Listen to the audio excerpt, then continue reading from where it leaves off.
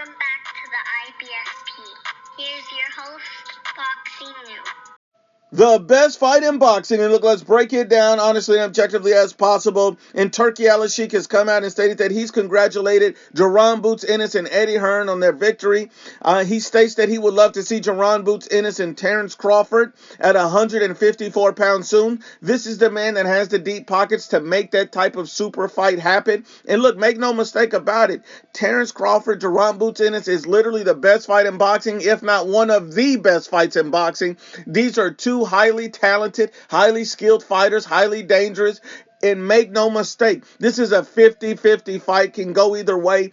Thinking that one guy is going to wash the other simply shows that you're a casual and you know nothing about boxing. Both of these guys are too talented, too skilled, and too incredible of athletes to go in there and get washed by the other. It just doesn't make any sense. When you look at Jaron Boots Ennis, this man is being heavily criticized based on his last fight against David Avanesyan, a fight that he dropped David Avanesyan, stopped him sooner than Terence Crawford, and picked him apart the whole fight. But people are complaining that he took a few too many punches in the fight. What people don't simply understand is that Jaron Boots Ennis, when you up your work rate, when you go in looking for the knockout and you're pressing the fight and pressing the action, like he said before the fight, he's ready to get a knockout. He was looking to put on a show, not looking to box beautifully and break him down over time. He wanted to send a statement, and that's exactly what he did. But he took a few more shots simply because he kept pressing and he knew this guy couldn't hurt him. That makes sense. We've seen Boots Ennis in every other fight that he's ever had, and his defense was always 100 times better than it was on this fight.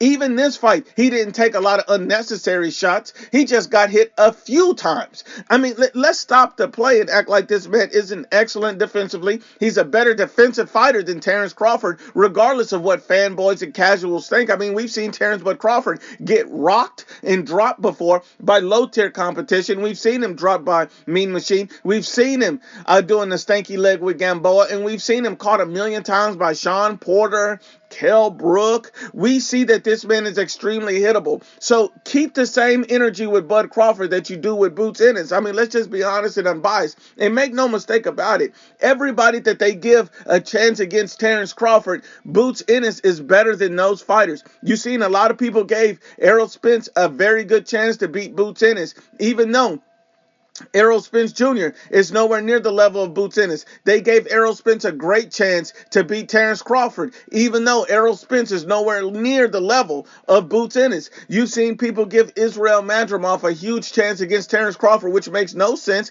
because he's nowhere near the level of Boots Ennis. He doesn't have Boots' defense. He doesn't have his skill set. He doesn't have his IQ, punching selection, any of those things, footwork, but yet people are saying Madrimov has a better chance against Crawford than Boots Ennis. Makes no sense to me. Boots Ennis is a once-in-a-generational type of talent.